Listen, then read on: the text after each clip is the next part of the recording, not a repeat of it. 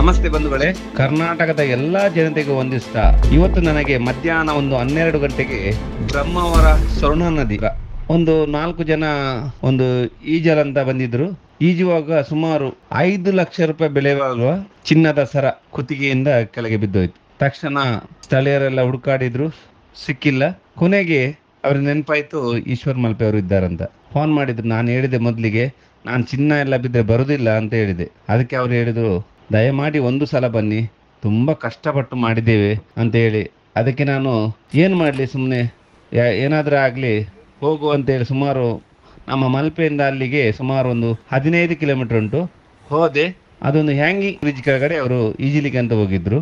ನೋಡಿ ಬಂಧುಗಳೇ, ಇದು ಹೇರೂರು ಹ್ಯಾಂಗಿಂಗ್ ಬ್ರಿಡ್ಜ್.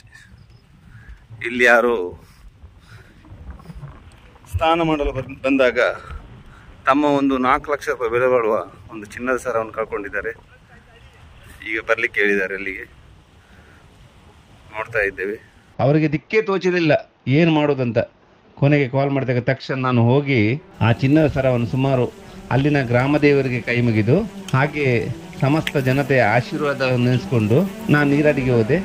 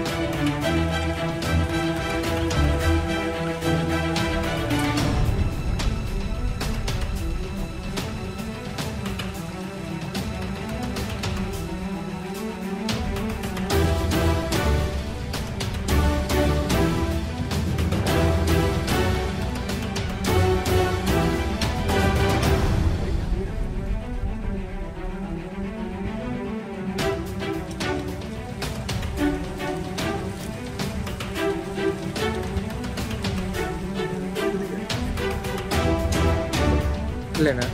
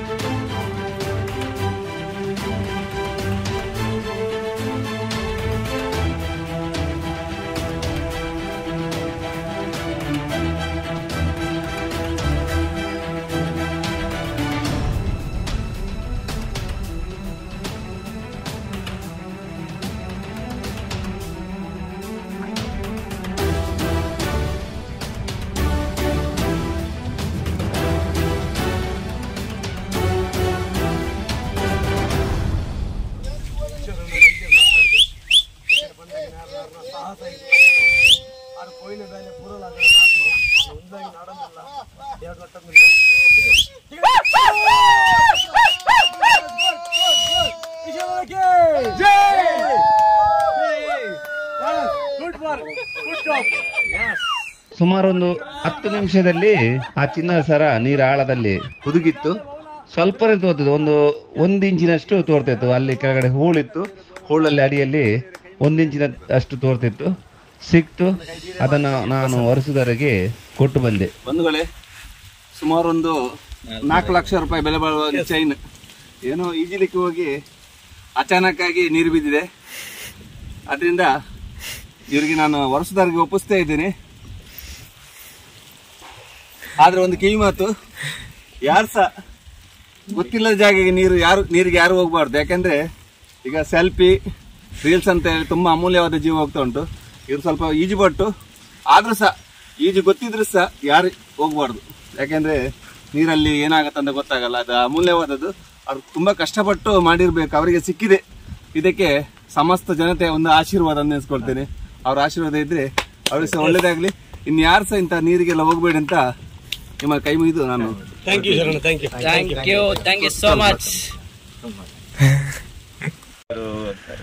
ಸಮುದ್ರ ತುದೆತ ಸೈಡಿಗೆ ಬೈದಿನಿ ಬತ್ತದ ನೀರು ಜತ್ತ ಮಾರ ತತ್ತಪೋದೆ ಎಂಕಲ್ ನೀಂದರೆಲ್ಲ ವರ್ಕೊಂಡು ಅಂಡಲ ಚೈನ್ ಮಿಸ್ ಆಂಡ್ ಬೊಕ ಈಶ್ವರ ಮಲ್ಪೆಲ್ಲಪ್ಪನ ಮಲ್ಲ ಒಂದತ್ತವು ಚೈನ್ ತಂದು ದೆಣ್ಣದ ಇತ್ತ ಬೊಕ ಲಾಸ್ಟ್ ಎಂಕಲ್ಗೆ ಆರೆ ಯೂಸ್ ಆಂಡ್ ಅರೆಲ್ಲ ಎತ್ತ ಆರು ಏನಲ್ಲ ಅವಡು ಬಾರಿ ಬಂಗಾಡು ಚೈನನ್ ಗೆತ್ತು ಕೊರಿ ಅಟ್ಲೀಸ್ಟ್ ಅವು ನಮ್ಮ ಬಂಗಾಡು ಬೆಂಕಿನ ಕಾಸ ಅದು ತುಂಬಾ ಖುಷಿ ಆಣೆ.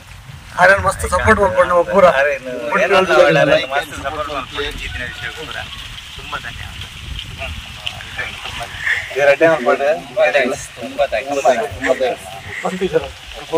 ಇನ್ನೂ ಅಷ್ಟೇ, ಎಲ್ಲರೂ ಸಹ ಇಂಥ ಒಂದು ಮೋಜು ಮಸ್ತಿ ಬರುವಾಗ ತಮ್ಮ ಜಾಗರೂಕತೆಯಿಂದ ಇರಬೇಕು. ಆದ್ರೆ ಇಂಥ ಅಮೂಲ್ಯವಾದ ವಸ್ತು ಹಾಕೊಂಡು ನೀರಿಗೆ ಇಳಿಬೇಡಿ. ಯಾಕೆಂದ್ರೆ ತುಂಬಾ ಕಷ್ಟಪಟ್ಟಿರ್ತಾರೆ ತಂದೆ ತಾಯಿ. ಆದ್ರೂ ಇವ್ರು ದುಡ್ದು ಕಷ್ಟಪಟ್ಟಿದ್ದು ಸಿಕ್ಕಿದೆ ನೋಡಿ. ಅದೇ ಕಷ್ಟಪಟ್ಟಿದೆ ಅಂತ ಹೇಳಿದ್ರೆ ಖಂಡಿತವಾಗಿ ಸಿಗ್ತದೆ. ಇದಕ್ಕೆ ಮತ್ತೊಂದು ಸಮಸ್ತ ಜನತೆಯ ಆಶೀರ್ವಾದ. ನಾನು ಹಾಗೆ ಗ್ರಾಮ ದೇವರಿಗೆ ಮುಳುಗುವಾಗಲೇ ಮೊದಲೇ ನಾ ಕೈ ಮುಗಿದ್ದೀನಿ, ಯಾವ ಗ್ರಾಮ ಬೀಳ್ತದಂತ. ಆ ಗ್ರಾಮ ದೇವರಿಗೆ ಕೈ ಮುಗಿದು, ಆ ಕೊಲ್ಲೂರು ಮುಖ ಕೈ ಮುಗಿದು ಸಮಸ್ತ ಜನತೆಯ ಆಶೀರ್ವಾದ ಪಡ್ಕೊಂಡು ನೀರು ಹೋಗಿದೆ. ಕೇವಲ ಒಂದು 15 ನಿಮಿಷದಲ್ಲಿ ಸಿಕ್ಕಿದೆ ಬಂಧುಗಳೇ. ಹಾಗೆ ಯಾರು ಸಹ ಇಂಥ ರೀಲ್ಸ್ ಆಗಲಿ, ಸೆಲ್ಫಿ ಆಗಲಿ, ಮೋಜಿ ಮಸ್ತಿಗೆ ಆಗಲಿ ಯಾರು ಹೋಗಬೇಡಿ ಬಂಧುಗಳೇ. ಯಾಕೆಂದರೆ ಈಗ ತುಂಬ ನೀರಿನ ತೊಂದರೆಯಿಂದ ಮೃತಪಡುವುದು ಜಾಸ್ತಿ. ಅದರಿಂದ ಯಾರು ಸಹ ತಮ್ಮ ಅಮೂಲ್ಯವಾದ ಒಂದು ಜೀವವನ್ನು ರಕ್ಷಿಸ್ಕೊಳ್ಬೇಕು. ನಾನು ತುಂಬ ಸಲ ಹೇಳ್ತಾ ಇರ್ತೇನೆ, ಇಂಥ ಮೋಜಿ ಮಸ್ತಿಗೆ ಯಾರು ಹೋಗಬೇಡಿ. ಚಿನ್ನದ ಸರ ಇದ್ದರೆ ನೀವು ಮನೆಯಲ್ಲೇ ಇಟ್ಟು ಹೋಗಿ ಅಂತ.